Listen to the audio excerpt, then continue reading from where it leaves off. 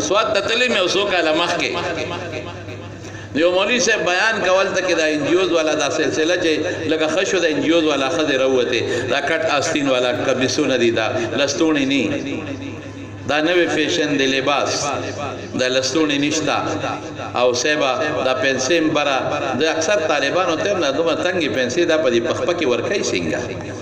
زه دې سوچ کې پروت یم ټینشن کې پروت یم چې دا تنګي پنسي چې دلته کلکې نختی دا دې پوند ګټه نه تیریږي څنګه پته نشته ماته تاسو ته پته شته څوک پلاستیک وتا چې هغه سره راکاږي